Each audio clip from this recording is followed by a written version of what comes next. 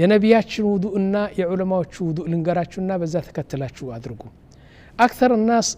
يضيع في الوضوء ደሞ አብዛኞቹ በውዱእ ላይ ይወድቃሉ ውዱኡ ትክክል ካልሆነ ሰላቱ ትክክል አይደለም ውዱኡ ትክክል በል በስቲንጃእ እንጀምር استنجاء ትክክል ካልሆነ ውዱኡ ትክክል አይደለም ውዱኡ ትክክል ካልሆነ ሰላቱ ፍርስ ነው እንግዲህ ከመሰረቱ እንመልከት ወንድሞች እሺ ውዱእ اول فرائض الوضوء የውዱእ ምሰሶች يعني ከነዚህ አሁን የምጠቅሳቸው አንድ ከተውክ ውዱእ ይፈርሳል የውዱእ ምሰሶች 6 جميع العلماء የተስማሙበት ሲሆኑ ሁለት ደሞ አሉ ፈርድ ናቸው ላኪን አንዳንድ ዑለማዎቹ ሱና ነው ያሉ በጠቅላላ 8 ናቸው የውዱእ ፈርዶች 8 ናቸው እስቲ እንጥቀሳቸው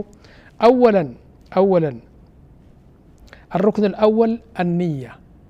ትልቁ ነገር ንያ ነው يقول النبي صلى الله عليه وسلم انما الاعمال بالنيات وانما لكل امرئ ما نوى ማንኛውም ዒባዳ ስታረግ አለ ንያ ጨርሶ አይሆንም طيب ንያው እንዴት ትላለህ ንወይት فرض الوضوء لوجه الله لا አትልም ምንም ነገር የምትለው ነገር የለም በልብህ ውዱእ እንደምታረግ ብቻ ታስባለህ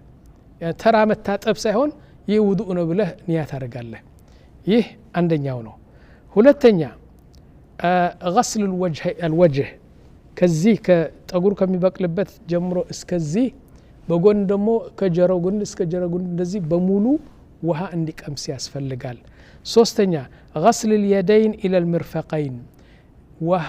يعني የሁለት እጅህ ከዚህ ጀምሮ ተመልከቱ እዚህ ላይ ብዙ ሰዎች ነው የሚሳሳተው ሲታጠብ ምንድነው የሚያደርገው እንደዚህ አድርጎ ያጥባል ላ ይህ ሄድ አይደለም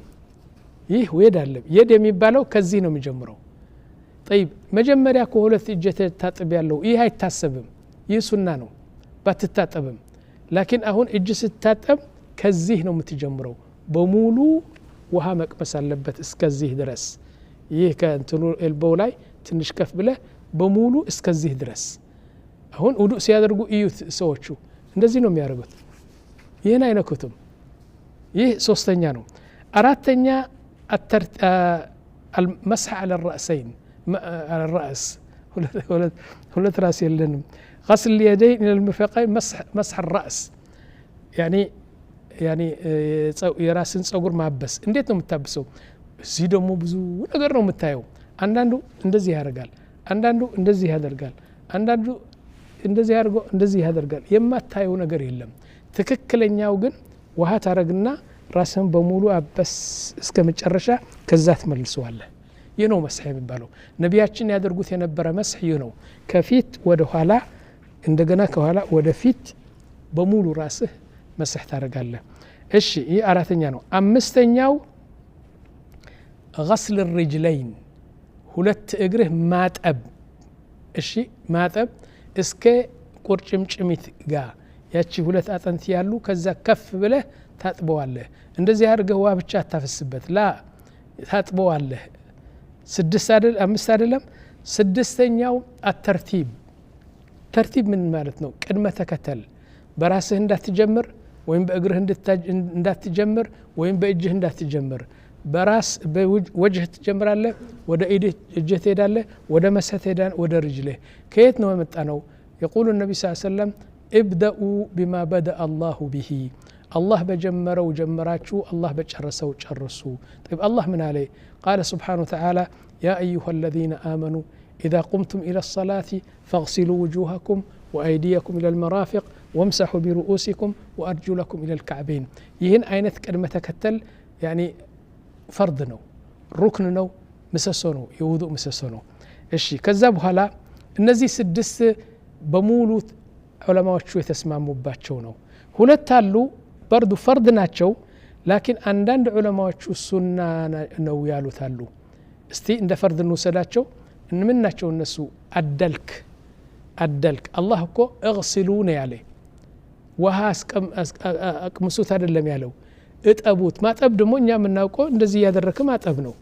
አሁን ልብስ ስታጠብ ቧንቧው ከፍተህ ልብሱ እንደዚህ ታርግና ላ ጨምቋለ እንደዚህ ማጠብ ሌላ ነው ማበስ ሌላ ነው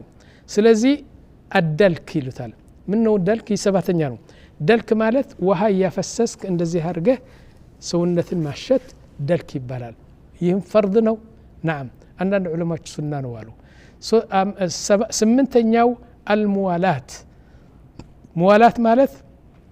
ፊትን አጥበህ ትሄድና ቴሌፎን እንደምን ነው ወንድሜ ትመጣለህ ወይ አልመጣም ለምን አትመጣም እሺ እመጣለሁ እንደገና ሄደህ ሁለት እጅ ትታጥብና እንደገና ምን ትላለህ ኸዲጃ ቢን ልጄ ይችን እንትን ምድጃ እንትን አድርጊው ወደ ታች ትንሽ አድርጊው እንደገና ትመጣና መስህ አድርገህ እግር ታጥባለህ በመሐከል ብዙ ስራ አስገብተሃል ይህ ደግሞ ውዱእን ያፈርሳል ሙዋላት ይባላል ሙዋላት ቅድመ ተከተል ቶሎ ብለህ ለምሳሌ ይህን አጥበህ ያኒ ፊትን እስከሚደርቅ ቆይተህ እንደገና ይህን ማጠብ አይሆንም ይህ ነገር ሙዋላት ይባላል ይህ ነገር